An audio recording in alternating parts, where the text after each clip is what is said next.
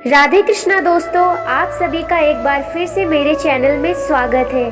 आज मैं आप लोगों के लिए राधा कृष्ण की एक लौकिक कहानी लेकर आई हूँ।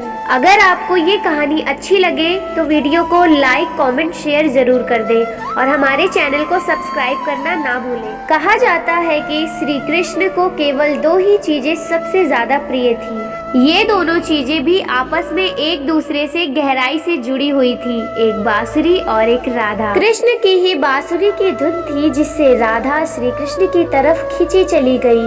राधा की वजह से ही श्री कृष्ण बांसुरी को हमेशा अपने पास रखते थे। भले ही श्री कृष्ण और राधा का मिलन नहीं हो सका, लेकिन उनकी बांसुरी उन्हें हमेशा एक सूत्र में बांधे रखती थी। श्री कृष्ण के जितने भी चित्रण मिलते हैं उनमें बांसुरी जरूर रहती है। बांसुरी श्री कृष्ण के राधा के प्रति प्रेम का प्रतीक है। वैसे तो राधा से जुड़े कई अलग अलग विवरण मौजूद हैं, लेकिन एक प्रचलित कहानी कुछ इस प्रकार है कि भगवान श्री कृष्ण से राधा पहली बार तब अलग हुई जब मामा कंस ने बलराम और कृष्ण को आमंत्रित किया। वृंदावन के लोग ये खबर सुनकर बहुत दुखी हो गए कि कृष्ण अब मथुरा चले जाएंगे। मथुरा जाने से पहले श्री कृष्ण राधा से मिले थे। राधा कृष्ण के मन में चल रही हर गतिविधि को जानती थी। राधा को अलविदा कहकर श्री कृष्ण उनसे दूर चले गए। कृष्ण के वृंदावन छोड़ने के बाद से ही राधा का वर्णन बहुत कम हो गया। राधा और कृष्ण जब आखिरी बार मिले थे तो राधा ने कृष्ण से कहा था कि भले ही वो उनसे दूर जा रहे हैं, लेकिन मन से कृष्णा हमेशा उनके साथ ही रहेंगे। इसके बाद श्री कृष्ण मथुरा गए और कंस और बाकी राक्षसों को मार दिया। इसके बाद प्रजा की रक्षा के लिए कृष्ण द्वारिका चले गए और द्वारकाधीश के नाम से लोकप्रिय हो गए। जब कृष्ण वृंदावन से निकल गए तब राधा की जिंदगी ने अलग ही मोड़ ले लिया था।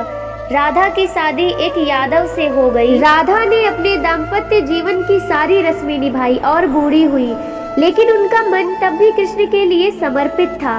राधा ने पत्नी के तौर पर अपने सारे कर्तव्य पूरे किए, वहीं दूसरी तरफ श्री कृष्ण ने भी अपने दैवीय कर्तव्य निभाए। सारे कर्तव्यों से मुक्त होने के बाद राधा आखिरी बार अपने प्रियतम श्री कृष्ण से मिलने गई। जब वह द्वारिका पहुंची तो उन्होंने कृष्ण के रुक्मिणी और सत्यभामा से विवाह के बारे में सुना, लेकिन वह दुखी नहीं हुई। जब कृष्ण ने राधा को देखा तो वह बहुत प्रसन्न हुए।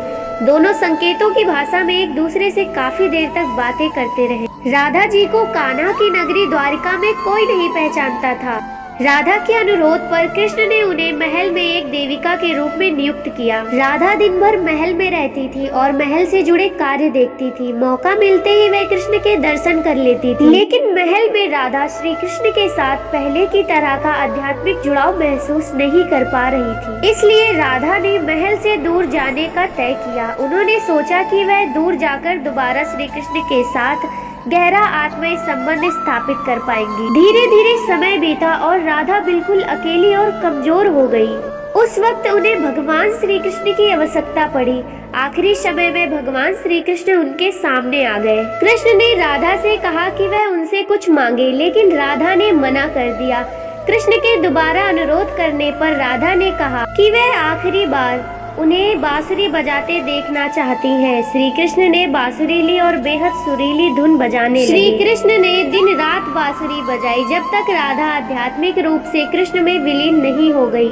बांसुरी की धुन सुनते सुनते राधा ने अपने शरीर को त्याग दिया और वह कृष्ण में विलीन हो गई। हालांकि भगवान कृष्ण जानते थे कि उनका प्रेम अमर है, बावजूद वे राधा की मृत्यु को बर्दाश्त नहीं कर सके।